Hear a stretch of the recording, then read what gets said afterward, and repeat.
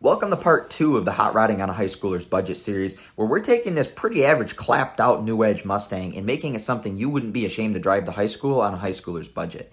Last video I pretty much just picked it up and gave it a quick wash. In this video I'm going to clean it, clay bar it, or clay mitt it I should say, give it a quick buff and polish. I got a set of wheels for it and a short throw shifter that I want to throw on it. This video is probably going to be a little all over the place, but with that said, let's get right into it.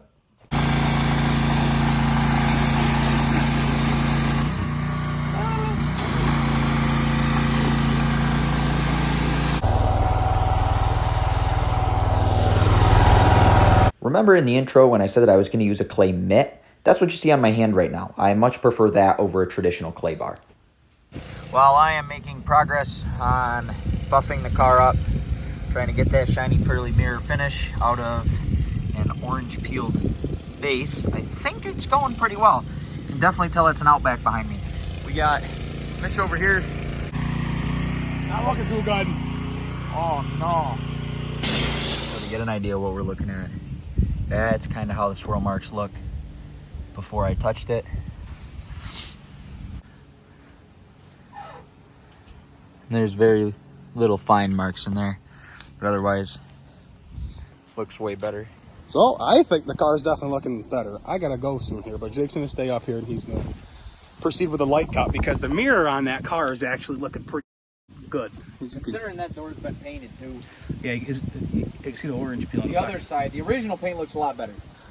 In all honesty, I really don't know what I'm doing, but we're figuring it out as we go, and I have figured out that slow and steady does win the race on this thing. So, yeah. We are getting very close. Very, very close. It's coming out better than I thought it was gonna. When I first went to go look at this car, it was covered in nastiness, and it sat facing a lake. The guy had a lake house, and the sun beat down on the hood. You can see that it's bleached pretty bad, as well as the roof. It was practically destroyed. But the rest of the car's coming out pretty good. It's also got a blinker fluid reservoir seemingly there, so looks like I got a 2-for-1 deal. The car came out much better than I honestly expected it to, with a good buff. So right now I'm just gonna get out all the little imperfections that I wasn't able to catch before. Stuff like this. I'll give it a wash, give it a good wax to seal in this beautiful polish that we've just put on the car.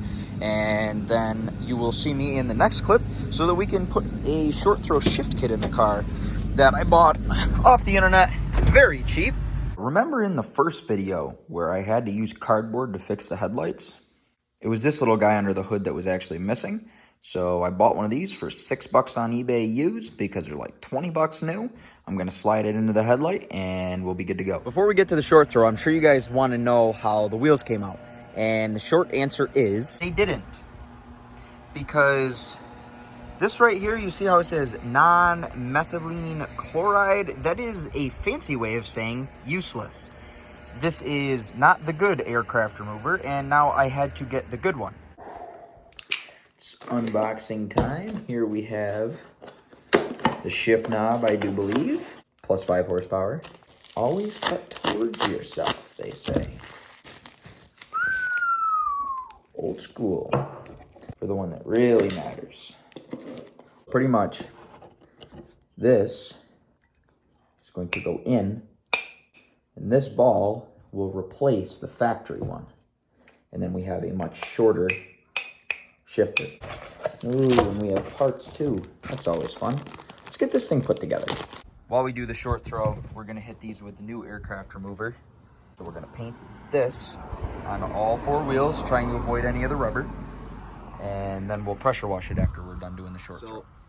This stuff is not something you want to get on your hands, so if you're doing this, wear gloves or something. Usually I don't care much about gloves, but this is the time when you do want to care. You want a paintbrush or something that you don't care about either. You're just going to paint it on, kind of like that. Nice thick coat. After about a half hour or so, it should start bubbling up like it's going to peel off. Then you hit it with a pressure washer and it peels it the rest of the way off. So stock shifter throw, line it up at the front here. From front of the shifter in the front to back of the shifter and back, it's about 7 3/4 inches. Ignore the mark. mark it 2 inches. We're gonna tear this apart. You unscrew this all the way, pull this out, disconnect the cigarette lighter. So, get rid of that ring there. And then we're going to take these 4 little guys off. This part doesn't much matter, so you can pry it with a screwdriver, I think. Don't quote me. I have no idea what I'm doing. I am a YouTuber. I am not a mechanic. Let me have it. Hello, T5. Surprised you haven't broken under stock power yet. Due to the fact that everybody online says, oh, use thread locker, use thread locker, I'm getting scared and I'm using thread locker.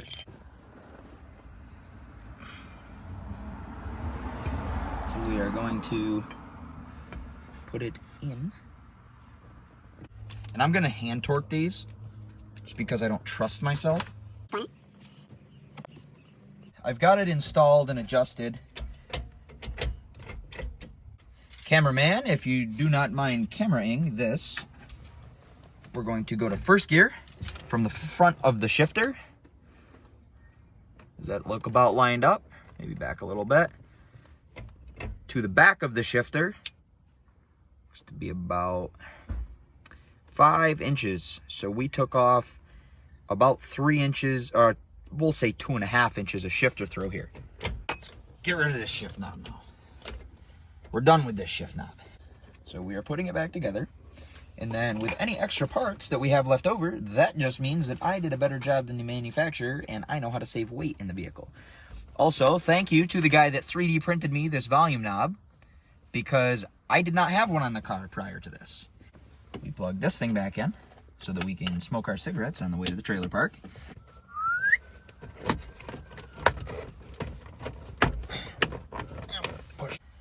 We used what's called a jam nut down there, and we're just going to tighten the jam nut against the shifter. That's going to lock the threads together. We'll use an adjustable. Thank you, Harbor Freight. That's not going to go anywhere. Oh, very nice. Race car. Ooh, now I can plow through the crowds even faster. So, first impressions, it's very weird to not have to like wait a full second to pull it into gear. Do a little test here.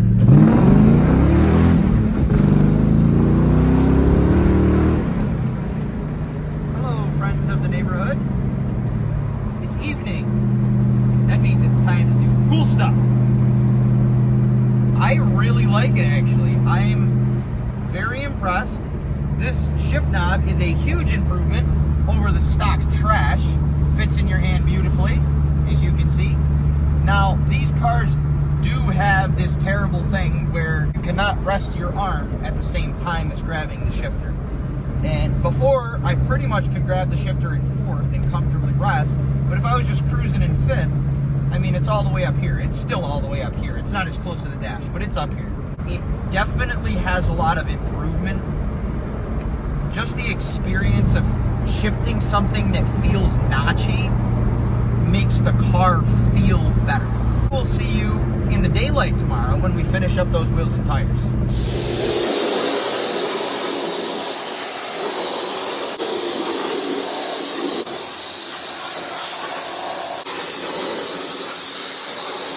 We'll do this process like 1 or 2 more times so that you guys don't have to watch it.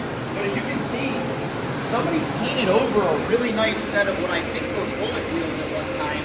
There's still shine underneath this paint.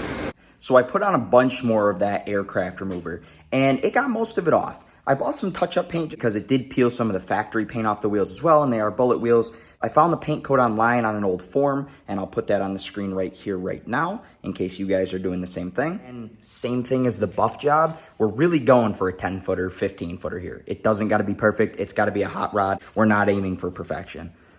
And through the magic of editing right now, I'm going to put these 2 wheels right there. And I'm also going to put another set of those wheels right. You can see there is a fair amount of pitting and peeling going on.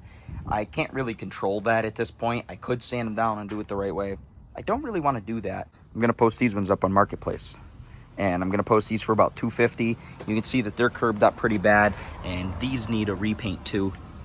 As you can see, lots of years of brake dust and rust starting. The tread on 2 of the tires is pretty good, but they are dry rotted. So hopefully I can find a buyer for these for a couple $100, which will make those wheels free, and those are actual bullet wheels. All right, this is gonna be the completed look as of this video. I still wanna drop down the front end a little bit in the next video, but I think the rear sits about right for when the suspension compresses and there's weight in the car. So I don't think I'm gonna chop the rear springs in the next video, but I think I am gonna do the front. I do like the look of these wheels, the bullet wheels. I sprayed them with some tire shine to kind of take your eyes away from the ugly pitting and whatnot. I didn't want to end off the video with only getting this much done, but there is a lot of video to edit down. I've got about an hour and a half worth of stuff to edit down into a 10-minute video as it is, and I know that it's going to go over 10 minutes. I don't want you guys to get bored when watching. So we're going to have some more stuff to do next video. I think I want to throw a sub in it. I definitely want to lower the front end down a little bit, and then probably go burn these tires off that I just put on. But don't quote me on that. I'll see you guys in the next video. Thank you very much for watching.